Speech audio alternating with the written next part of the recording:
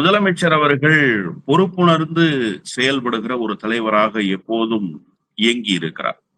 ஜனநாயகத்தின் மீது எப்போதெல்லாம் கல்லெறியப்படுகிறதோ, ஜனநாயகத்துக்கு எப்போதெல்லாம் பேராபத்து சூழ்கிறதோ, அப்போதெல்லாம் ஜனநாயகத்தை காக்கிற காவல் அரண்களாக இருக்கிற தலைவர்களில் முதன்மை தலைவராக விளங்கியவர் நம்முடைய தமிழ்நாட்டினுடைய முதலமைச்சர்.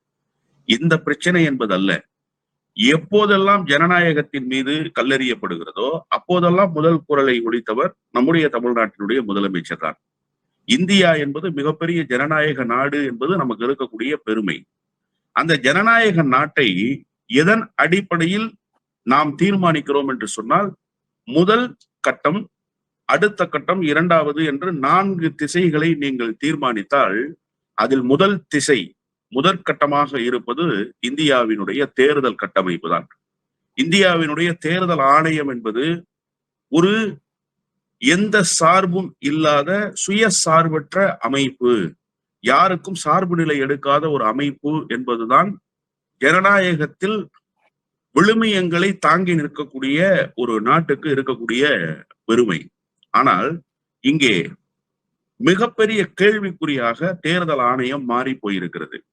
வாக்கு திருட்டு நடைபெற்றது மட்டுமல்ல, ஒரே நாளில் 60 லட்சம் பேரை வாக்காளர் பட்டியலிலிருந்தே நீக்க முடியும் என்று சொன்னால், உள்நாட்டில் இருந்து கொண்டு இந்த மண்ணினுடைய பூர்வ குடிகளாக, ஆதி குடிகளாக, இந்த மண்ணினுடைய மக்களாக இருப்பவர்களை ஏதிலிகளாக மாற்றுகிற வேலையை தேர்தல் ஆணையம் யாருக்காக செய்தது?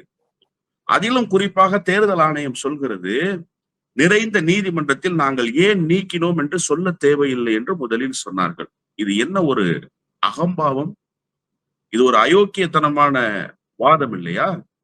60 லட்சம் பேர் இந்த நாட்டினுடைய மைந்தர்கள் இல்லையா? இந்த மண்ணினுடைய மக்கள் இல்லையா?